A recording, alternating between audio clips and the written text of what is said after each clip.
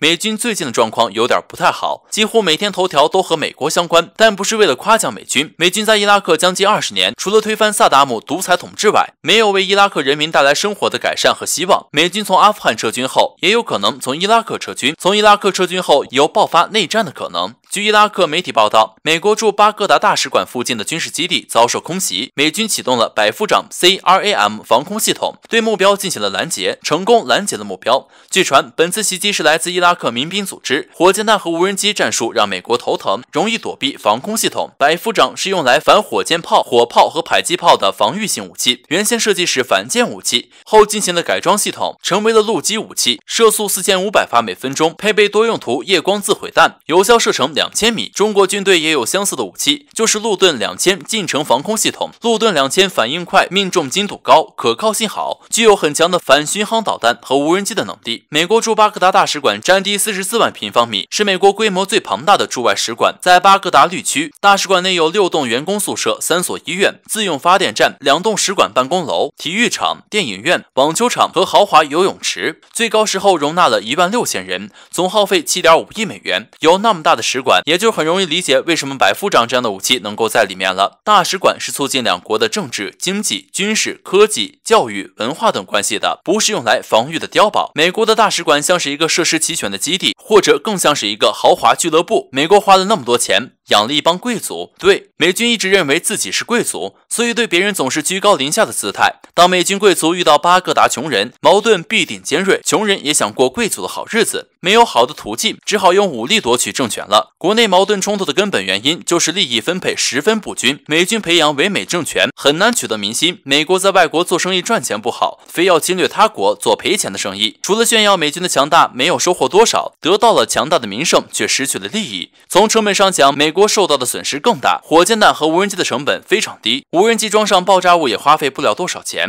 美国真的是在用大炮打蚊子，美军将疲于应付这样的烦恼。美军烧的钱是有一点多的，一天之内，据外媒报道，伊拉克埃尔比勒机场美军基地遭遇20枚火箭弹和3架无人机的袭击，美军拦截失败，基地熊熊烈火，可能已经出现伤亡。如果伊拉克民兵经常以这样的方式突袭，美国发动伊拉克战争后承受的代价有点大。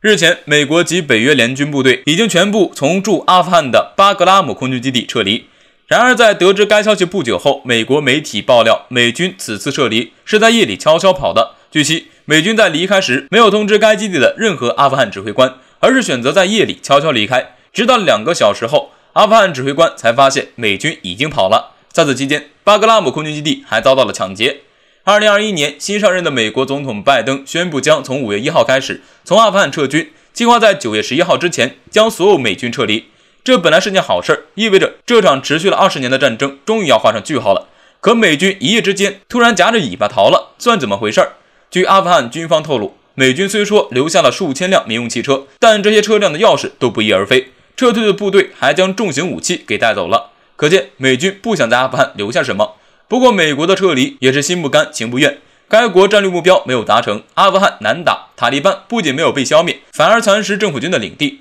美国在阿富汗的行动跟苏联时期入侵阿富汗是一样的，都是一场失败的军事行动。如今美军从阿富汗撤离，塔利班和政府军的拉锯战必然会让阿富汗重新陷入战争的泥潭。近日就有传言，在美军离开后，塔利班再次展开了疯狂的反扑，与政府军展开了一系列的战斗。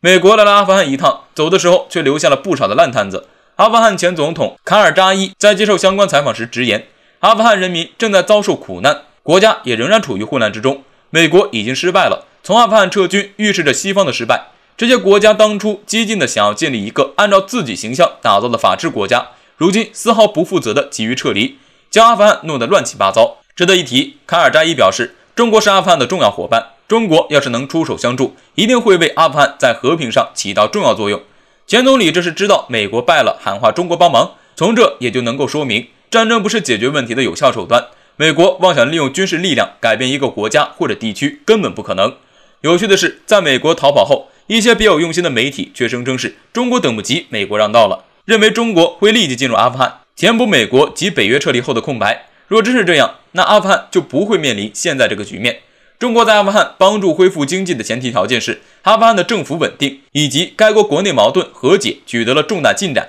如果阿富汗真的稳定了，估计美国也不会撤出，留下一个让人填补的空白。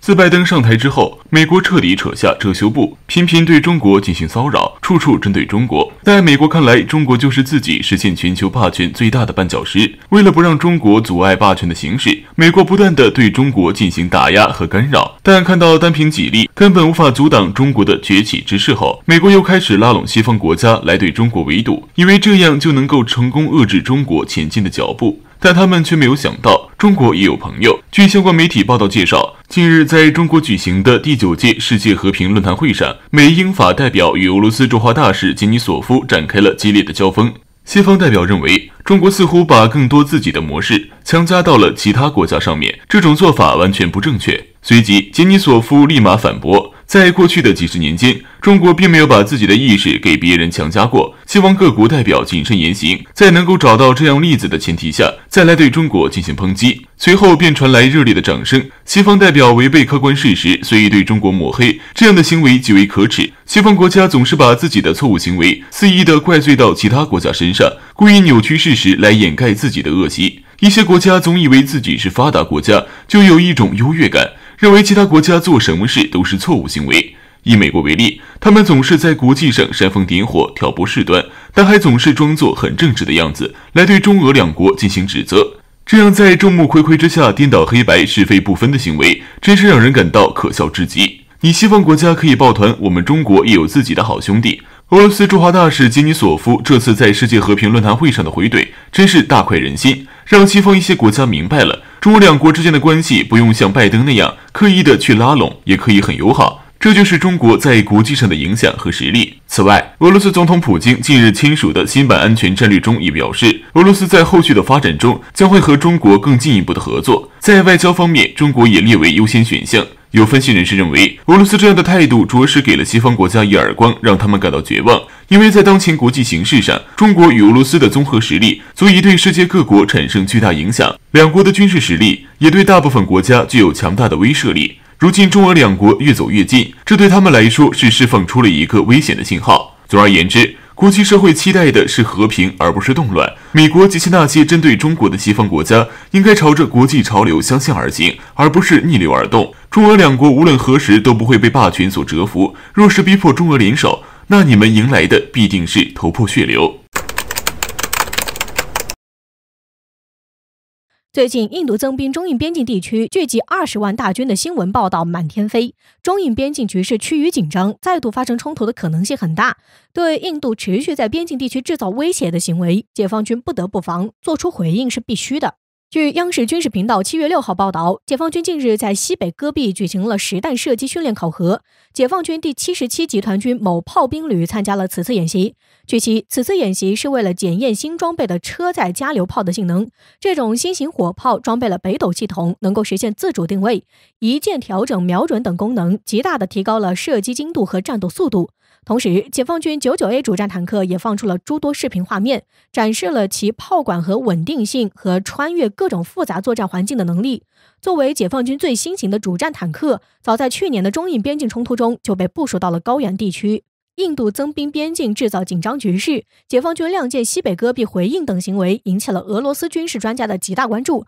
俄罗斯与中印两国都有着良好的关系，对中印两国的军事实力也都非常了解，所以俄罗斯军事专家对于中印局势的看法一直都被大家认为是最贴近事实的。在俄专家看来，中印双方目前实力差距还是蛮大的。虽然中国在中印边境地区没有大规模的空军驻守，但是一旦发生战争，中国的轰炸机部队完全可以在第一时间赶来支援战场，用其配备的不同型号的导弹对印军发起进攻。而且中国的导弹技术也远超印军，他们认为中国拥有在世界上数1数2的导弹部队，完全可以在边境地区秘密部署东风系列。印度导弹部队完全没有能力与中国火箭军进行对抗。俄罗斯军事专家瓦西里卡申更是直言，印度在现代化防空导弹方面更是完全落后于中国，印度想要在短时间里赶上中国是完全不可能的。俄罗斯很多军事专家都觉得印度已经完全不是中国的对手了，他们认为在不知不觉间，中国已经领先印度太多。